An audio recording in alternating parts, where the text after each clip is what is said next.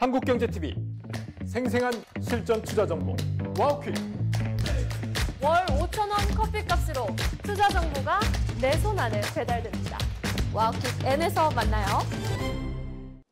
기대대로 셧다운이 종료가 됐습니다만 미증시 낙폭 생각보다 커서 걱정하시는 투자자분들 많을 겁니다. 특히 미증시를 우리 증시의 이 투자 나침반으로 삼는 분들은 오늘 3.7% 가까이 내린 필라델피아 반도체 지수도 마음에 걸리실 거고요. 지금 미국 안에선 제2 서브프라임 사태를 걱정할 수 있는 일들도 일어나고 있다고 합니다. 지금 미 증시에 끼어있는 먹구름 저희와 함께 분석해 보시죠. 도움 말씀에 한상춘 한국경제신문 논설위원 자리에 있습니다. 안녕하십니까? 네, 안녕하십니까? 전일 미국 증시, 조금 전 마감 미국 증시도 그렇고 글로벌 증시 다 좀 어두웠는데 어떻게 보셨습니까? 네, 최근에 그 국장이 이렇게 좋은데도 미장을 계속 하는 분들이 많은데요. 확실하게 최근에 보면 국장의 움직임이 괜찮다는 것을 다시 한번 말씀드리겠습니다. 트럼프가 이제 대통령이 그 셧다운 종료가 됐는데요. 이런 표현이 이렇게 본인에 의해서 셧다운 이렇게 됐는데 이겼다, 우리가 이겼다 하는데 사실 이 내용에 대해서 시장이라든가 국민들은 이렇게 트럼프의 손을 들어주지 않는 모습이 오늘 증시라든가 미 국민들의 어떤 움직임이다 이렇게 보이겠습니다. 자, 아시겠습니다는 셧다운 종료가 됐죠. 많은 말이 있으니까 최장 기간이고, 근데 전체적인 분위기는 지금 이렇게 글로벌 인베스트 뱅크들은 연말까지 낙관적으로 보는 것 같습니다.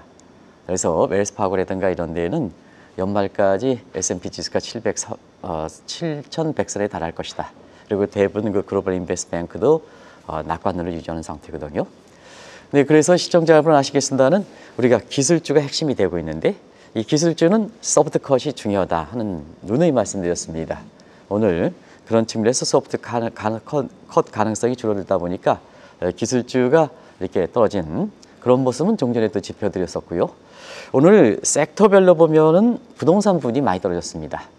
이건 오늘 새롭게 부각된 제2의 서브프라임 모기지론 사태 문제, 이 우려 때문에 그런 것이 아닌가 생각하는데요. 지금 상태에서는 미국 증시가 차익 실현이 강하다. 그러나 기술주 같은 경우는 우려 쪽으로 좀 시간을 갖고 쪽으로 기울어지는 상태고요. 그다음에 부동산이라든가 이런 문제는 미국 국민들의 생활과 관련해서 또 동절기도 되니까 동절기는 살집 문제거든요. 살집에 대한 우려는 투자 심리를 위축시킨다 이렇게 보이겠습니다. 그래서 일전에도 한미 증시가 아이스 브레이킹이냐 새로운 영역이냐 아이스 에이지냐 이렇게 기로에 서 있다 하는 측면에서 저희들이 이 방송을 통해서 가보지 않는 길은 균형감을 유지하고 그다음에 옥토버 서프라이즈 기간의 차익 실현을 좀 계속해서 강조해 왔는데요. 바로 이런 모습이 전개될 가능성이 있기 때문에 시청자분한테 그런 투자 공고를 해온 상태다 이렇게 보이겠습니다. 이제 수축사회라는 말이 적어도 오늘장 보면은 그런 우려가 어색하지 않을 만큼 주식, 암호화폐뿐 아니라 안전자산인 금도 오늘 좀 떨어졌습니다. 지금 상황이 조금 걱정이 좀 커지고 있는 국면이다 이렇게 봐야 될까요? 네, 우리가 보면 시장이 기능이 정상적이냐 할 때는 우리가 위험자산 가면 안전자산 좀 떨어지고 안전자산이 이렇게 올라가면 위험자산이 떨어지는 그런 인터마켓 간의 기능이 정상화되느냐 이것이 이제 리질런스 관련해서 굉장히 중요한데요. 오늘은 시청자 여러분 모든 자산이 떨어졌습니다. 초기이긴 하지만 모든 자산이 떨어졌습니다. 안정자산, 위험자산 관계없이. 그래서 미국 사회에서는 이것을 수축사의 우려. 아마 코로나 사태 때 이 수축사회라는 우려가 세계적으로 많이 얘기가 거론됐던 사항입니다. 그래서 시청자 여러분 아시겠습니다. 수축사회라는 것은 자산, 모든 경제 규모가 자산을 비롯한 모든 경제 규모 줄어드는 사회다. 특히 국민의 입장에서는 재산 규모가 갑자기 줄어든 이런 느낌이다. 이렇게 보이겠습니다. 여기는 그 재산 규모는 자산 소득이 있을 거고 임금 소득이 있을 거고 물가가 올라가면 실질 소득이 떨어지는 측면도 있을 거고 그래서 모든 국민의 자산이 갑작스럽게 줄어드는 느낌을 보통 수축사회다 해서 아마 이거는 지금 민주당 의원은 아니지만 홍성국 그 과거 더불어민주당 의원이 얘기해서 한국에서도 많이 좀 거론됐던 문제입니다. 그런데 오늘 셧다운 종료 이후에 많은 기대에 달리 주식만 떨어진 게 아니라 채권도 떨어졌습니다. 채권 금리가 올라갔습니까? 채권 가격이 떨어졌습니다. 금도 떨어졌습니다. 달러도 떨어졌습니다. 비트코인도 많이 떨어졌습니다. 그래서 엊그제까지 우리가 에브리싱 랠리라는 표현을 좀 적절치 못합니다 하는 쪽도 시청자 여러분한테 말씀드렸습니다는 everything really 지금은 아니다. everything crazy 내지는 press crazy 이런 뜻에서 새로운 용어도 나오고 있다고 보게 됐습니다. 초기 조짐입니다. 그래서 오늘의 그 시장의 특징을 보면 누가 원인을 제공했을까? 셧다운은 트럼프 대통령이 우리가 승리다 하는데 시장과 국민들이 반대를 했다는 것은 오늘 시장에서 그대로 나타난 게 트럼프 트레이더와 관련된 투자 대상들이 아주 폭락했습니다. 시청자 여러분 아시겠습니다는 트럼프가 이겼다 하면 트럼프 트레이더와 관련된 대상들이 많이 올라야 되는데요. 오늘 비트코인 10만 달러 밑으로 떨어졌습니다. 예. 그리고 테슬라 같은 경우에도 6% 정도 빠졌습니다. 그래서 트럼프가 셧다운 종류에 우리가 이겼다 하는 것을 시장에서 얼만큼 이렇게 환영하지 않을까 하는 것을 그대로 보여줬습니다. 사실 그렇습니다. 오늘 그 첫날 모습이기 때문에 이것이 앞으로 지속될지는 우리가 예의주시해서 지켜볼 필요가 있습니다는 보통 이제 수축 사회가 이렇게 되면 민간 소비가 감소합니다. 민간 소비가 감소하면 경기 침체 우려가 되는 거거든요. 요 고리가 형성되는 거기 때문에 아직 이런 것을 우려할 때는 아닙니다는 수축 사회 용어가 오랜만에 나왔기 때문에 이것이 미국의 증시 투자 심리에 얼마큼 영향을 미치는가 하는 것을 보여드리기 위해서 수축 사회가 진행될 때 그 위의 치유의 전개 사항은 이런 쪽으로 전개될 것이다 이렇게 보시면 되겠습니다. 오늘은 이제 미국 경제가 갖고 있는 좀 어두운 측면들 저희가 봐야 되는데 만약에 수축 사회로 미국이 가고 있다면 이게 미국 국민들의 임금뿐 아니라 자산 소득까지 다 감소하는 그런 현상이거든요. 그러면 생각보다 좀 위험하지 않나라는 생각이 드는데. 그렇습니다. 자산 소득이 이제 초기이긴 하지만 오늘 모든 자산들이 떨어졌지 않습니까? 예. 그럼 임금 소득은 이미 많이 떨어진 상태입니다. 임금 소득은 당시 무슨 얘기를 할 때 우리가 AI와 관련돼 있는 이런 사람들은 임금이 천정부지로 올라가고 있습니다는 여기에 이렇게 뒤따라가지 못한 사람들 이런 사람은 대체로 제조업의 근로자가 되겠는데요. 이런 사람들은 취임 이후에 지속적으로 감소세를 유지했다고 보겠습니다.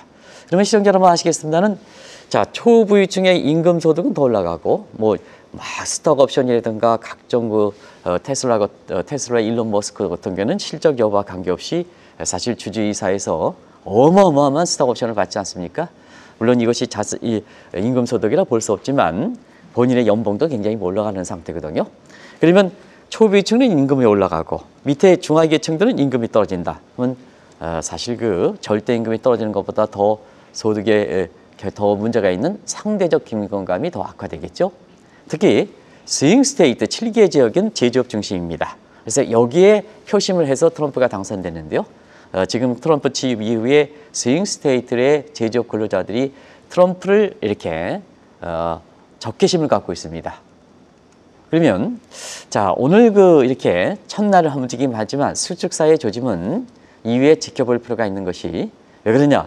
근로소득이 떨어진 상태에서 자산소득이 떨어지면 미가처럼 앞서가 말씀드린 같이 그런 고리가 형성될 가능성이 높다는 얘기입니다. 그리고 수축사회는 캘퍼스 같은 이런 미국의 연기금들의 평가손을 가져다 주거든요. 그러면 노후 생활도 불안하게 되는 겁니다. 노후 생활도. 그러면 지금 일상적으로 보겠습니다. 어제도 이제 말씀드렸다시피 수입물가는 올라간다. 근로소득은 떨어진다. 자산소득은 떨어진다.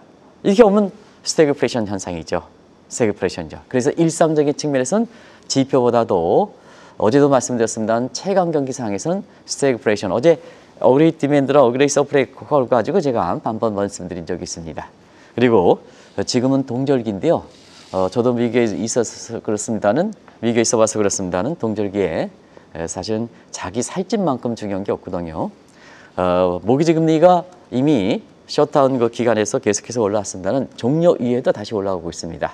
어제도 국채 욱찰이 이렇게 부진했는데도 불구하고 국채 금리 떨어져서 첫날 같은 경우는 셧다운에 대한 기대 우려가 국제 시장에 반영됐습니다는 오늘은 자 기준금리 사이드에서 소프트 컷의 가능성이 줄어들고 그 다음에 사실 미국에서 보면 트럼프가 셧다운돼서 재정의 기조 예를 들어서 빈대서 더 쓰자 이 기조가 지금 이게 줄어들어야 되는데요. 이번에 사태를 기억해서 좀 정신 차리고 이걸 해야 되는데요.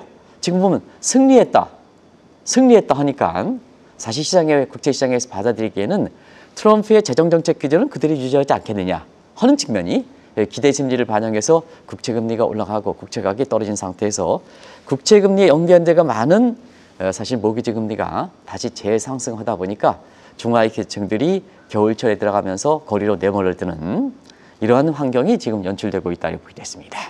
말씀하신 대로 실제 체감 경기 측면에서 미국 인구 다수 차지하는 중간층, 중하위층들의 어떤 고통이 큰 상황이라면 그걸 실제로 보여주는 장면이라든가 그런 물가 상승이라든가 자료가 있을까요? 최근에 그 KBS에서 다큐로 이렇게 해서 시청자분도 보셨을 겁니다. LA 지역이라든가 뉴욕 지역이라든가 이런 게 홈리스들이 굉장히 많은 것을 아마 특집으로 내보내는 경우가 있습니다. 그래서 우리 작가도 그런 얘기를 좀 오늘 방송을 만들면서 그렇게 얘기하고 있는데요. 지금 셧다운 기간에 이러한 지표들은 트럼프 정부에서 잘 내놓지 않고 있습니다. 왜냐하면 고충 사항은 트럼프 정부의 집권당의 경제 성과를 평가하는 대목이기 때문에 이런 부분이 잘 나타나지 않고 있습니다. 자, 미국의 국민들의 지금 상황은 근로소득 떨어지고 자산소득은 이제 처음입니다는 지금 아직까지 많이 오른 상태입니다. 근데 오늘은 떨어지고 그러다 보니까 자, 트럼프 정부의 실제 중하위 계층들의 생활은 어떻게 됐을까 하는 측면을 제가 미국의 중하위 계층들이 많이 하고 있는 그런 생필품 중심으로 해서 지금 가격이 얼마큼 떴는가 하는 것을 보겠습니다. 이것도 7월 이후에는 나타나지 않고 있습니다. 7월 이전의 수치다 이렇게 보여졌습니다. 체온계 이건 중국계 전체로 50% 올랐습니다. 학용품 30%, 주방랩 18%, 그리고 가정에서 가장 많이 쓰는 게 주방 타월인데요. 이건 377%까지 급등했습니다. 그래서 관세 발표 이후에 중개 컨테이너 이야기 지금 60% 급감하다 보니까 결국 가격이 뛰는 것도 뛰는 겁니다는 저 주요 품목의 대중수입 의존도를 한번 보시기 바랍니다. 토스트기, 우산 전적으로 중국산에 의존하고 있습니다. 알람시계, 믹서기 전부 그렇습니다. 근데 중국에 의존하고 있는 가정용품이 지금 들어오는 양이 굉장히 적다 보니까 사고 싶어도 사지는 못하는 환경입니다. 자, 그러면 미국의 근로자들 한번 보겠습니다. 수입 물가 상승과 함께 생활용품도 돈 있어도 사지 못한다 하면 이중고통이 되는 거죠. 그런 상태에서 미국 국민들이 왜 미니 지방선거에 그것도 사실은 월가에서 이렇게 보면은 활동하는 사람 중에서 그래도 괜찮다는 사람이 많이 있는, 한국 사람이 많이 있는 이런 뉴저지라든가 버지니아라든가 그 다음에 뉴욕에서 왜 이렇게 공화당이 참패했는가 하는 것도 이런 그 수치를 보면 단적으로 보여줄 수 있는 대목이 아닌가 하는 이런 생각이 듭니다.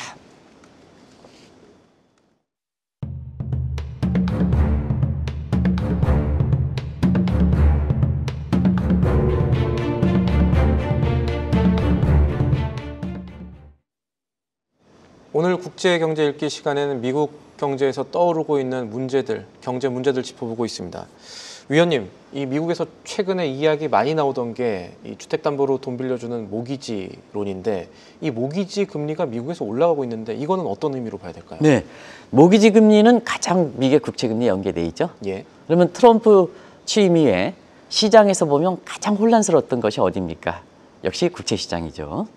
국채시장이 왜 그러냐 하면 트럼프의 재정기지에서 빚내서 쓰자 하는 기조이기 때문에 사실 엑스데이터 문제가 이제 11월 달에 다시 이렇게 셧다운이 이렇게 되다 보니까 제대로 쓰지 못한 상태에서 일시에 확 쓰면 결과적으로 다시 엑스데이터 문제가 불거질 수밖에 없거든요.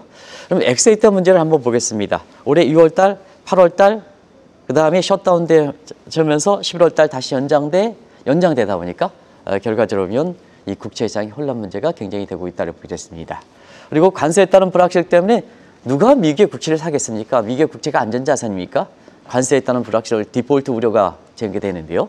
이 문제도 계속해서 말씀드렸습니다. 최근에 국채금리와 연계된 모기지 금리를 따로 띄어서 한번 보도록 하겠습니다.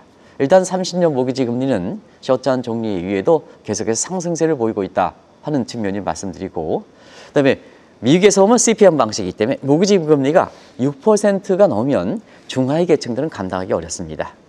그러면 미국에서 이렇게 보면 미국에서 모기지를 갚지 않아 그러면 인정사정 없습니다. 주거내는 게 뭐냐? 그냥 쫓아냅니다.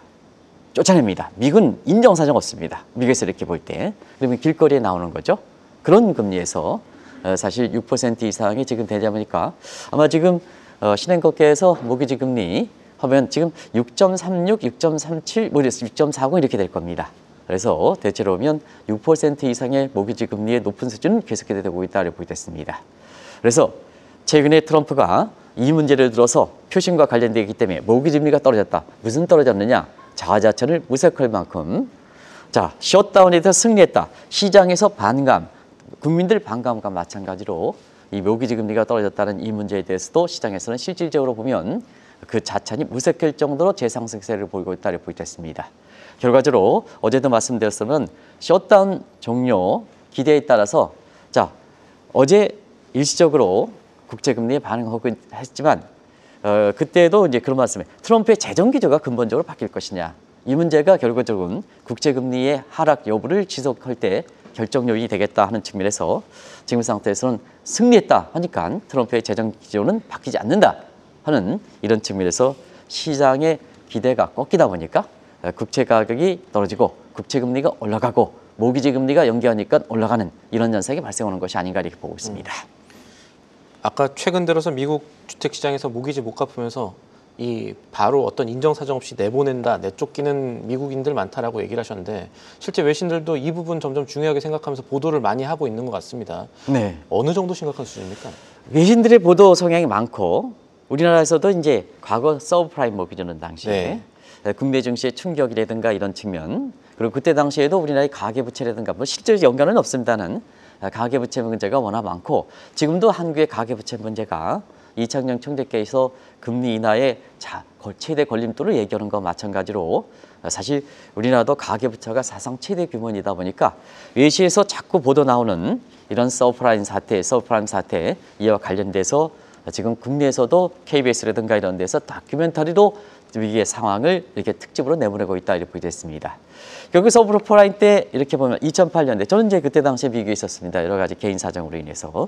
근데 1년 동안 미국의 서브프라임이 지켜봤습니다는 빨간 딱지가 오프죠. 뭐 시청자 여러분 알겠지만 부동산의 빨간 딱지에서 거기에 포크러스라는 단어를 봐서 서브프라임 당시에 굉장히 많이 나왔을 겁니다. 한국경제TV의 100 이렇게 뒤에 화면도 과거 같은 경우는 굉장히 이 용어가 많이 나왔습니다. 결과적으로 모기지를 갚지 못하면 인정사정 내보냅니다. 그래서 압력 경매를 통해서 어느 정도 자산을 해본 것이 미국의 금융시장, 미국의 금융사의 모습이거든요. 그런 것이 이제 페드맥과 푸드맥과 관련되어 있는 소위 신용도가 낮은 중하위 계층의 주거안정시설에서 내었던 대출과 관련된 문제다 이렇게 보이겠습니다. 자, 트럼프 취임 이후에 사실 국제시장이 계속해서 이렇게 가장 혼란스럽다 보니까 모기지금리가 내려가지 않는 상태에서 지금 상태에서는 앞서 말씀드린 같이 근로소득이 떨어지고 자산 가격이 이렇게 받쳐줬는데 자산 가격이 떨어지면 앞으로 이와 같은 사태는 더 이렇게 진전되지 않겠느냐 하는 측면에서 지금 상태에서 초기 국면에 이런 외신들의 보도라든가 국내 언론들의 보도가 나오고 있다고 보여졌습니다. 결국 서브프라임에서 쫓겨나면 뭐가 되겠습니까? 미국에서 주택을 쫓겨나면 홈리스들이 되는 겁니다. 그래서 일부 지역 같은 경우 대체로 LA 지역이라든가 이런 지역이 되겠습니다. 서브프라임 때보다 오히려 홈리스 지역이 많다 하는 측면입니다. 지금 미국의 전역에서 중하위 계층이 주도한 반트럼프 물결에 대해서 간헐적으로 좀 말씀드렸는데요. 거기에 홈리스들이 적극적으로 가담하는 상황입니다. 근데 시청자 여러분들에게 이게 무슨 얘기냐? 당연히 그렇지 않느냐 하는데 홈리스들은 일반적으로 보면 집권당 대통령의 집권당 반물결에 참여하지는 않습니다. 왜 그러냐면 대체로 보면 자기가 홈리스일 때 겨울철이면 담요 주고 뭐 주고 해서 정부의 지원에 의해 가지고 자기가 따뜻해지는 가스라이팅을 당하거든요. 가스라이팅을 당하거든요. 자기의 현실이 지금 이렇게 집권당의 정부에 의해서 그렇게 됐다 하더라도 자기가 가장 아쉬울 때 담요를 지고 뭐 주고 이러면 거기에 가스라이팅 당하는 겁니다. 그래서 과거에 이렇게 이런 사태가 됐을 때는 홈리스들이 최고 통수권자의 반물결에 참여하지 않는 것이 특징인데요. 이번엔 뭐냐?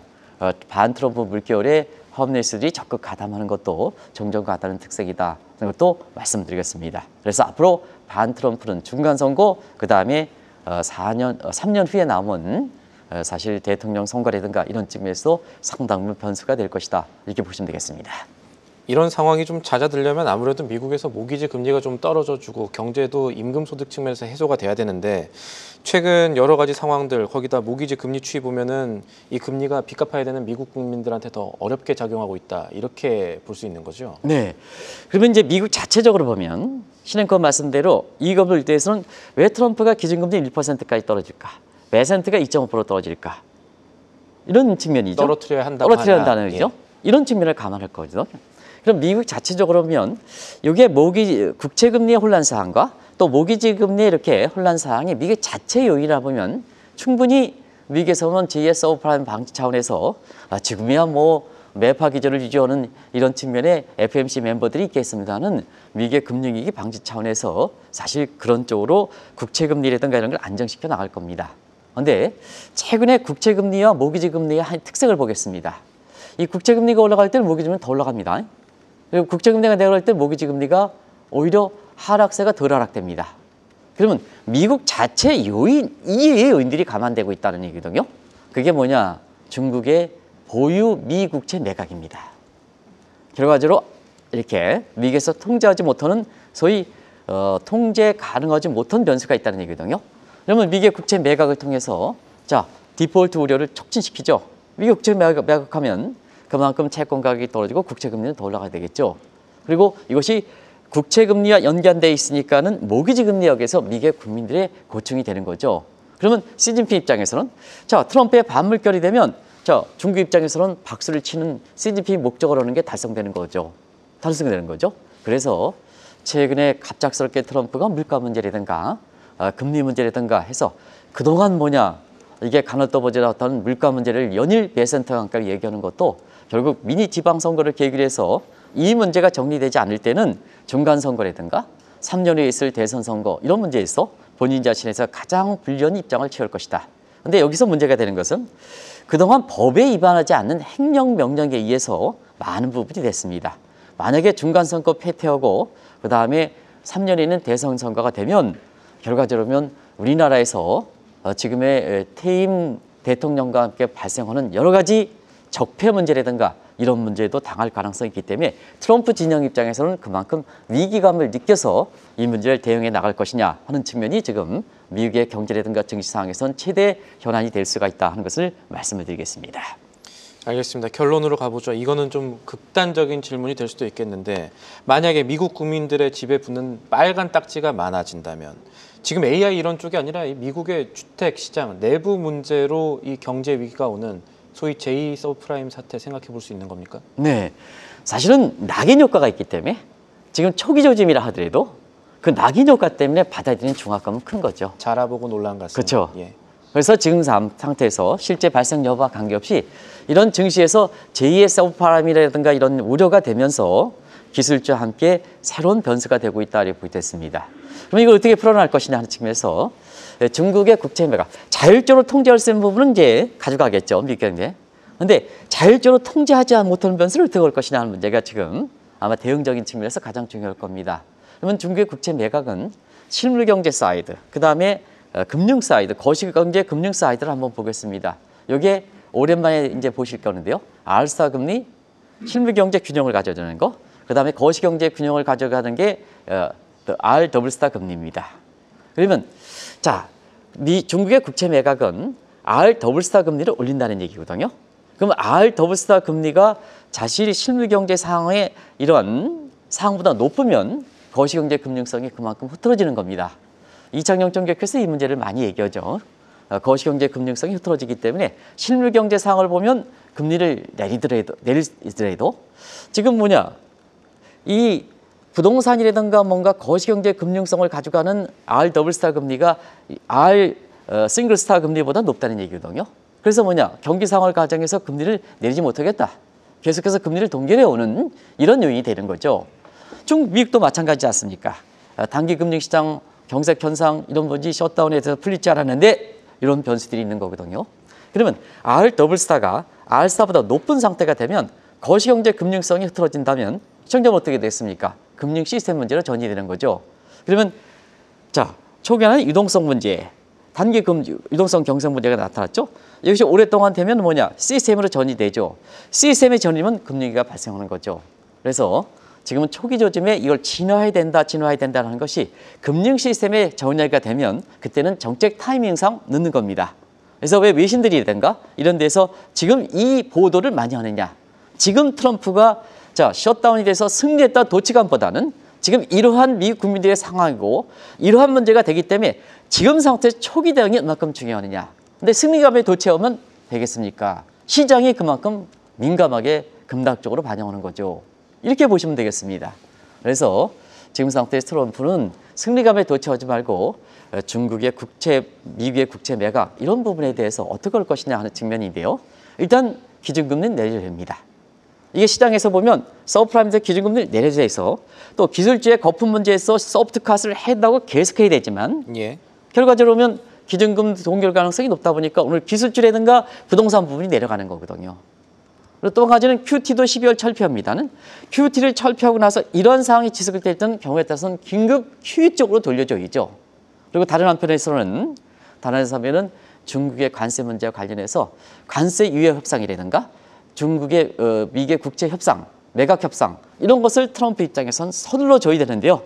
승리감에 도취했다 보니까 오늘 증시가 민감하게 반응했다. 그래서 시청자 여러분 지금 일전에도 말씀드린 오버링 마켓입니다. 변동성이 상당히 심한 만큼 이런 시장 흐름에 대해서 이런 조짐이 나올 때 사실 너무 이거에 대해 선제 대응하는 측면에서는 굉장히 미리미리 이런 조짐을 아셔야 되겠지만 또 이런 문제에 대해서 오늘 주가가 많이 떨어졌다고 해서 굉장히 우리 증시 입장에서도 이걸 너무 민감하게 반응할 필요는 없다 하는 것을 말씀드리겠습니다. 누누이 옥토버 서프라이즈 기간에 주가가 많이 올라갔을 때 뒤늦게 주식을 사는 것보다는 균형을 유지하면서 차익 실현을 강조했던 것도 바로 이런 시장이 워빙 마켓에 대응하는 방법이다 하는 것을 다시 한번 말씀드리겠습니다. 미국의 금리가 내려가지 않으면 발생할 수 있는 문제가 이제 주택시장 이렇게 짚어주셨고 또 오늘 말씀드린 시나리오가 현실화가 안 되려면 국채 둘러싼 이 미중 간 협상도 잘 돼야 된다. 이런 정도로 정리를 해보겠습니다. 위원님 오늘도 감사합니다. 네, 고맙습니다. 계속해서 다양한 경제 이슈를 알고 싶다면 구독과 좋아요, 알림 설정 부탁드립니다. AI 캐스터 권미정이었습니다.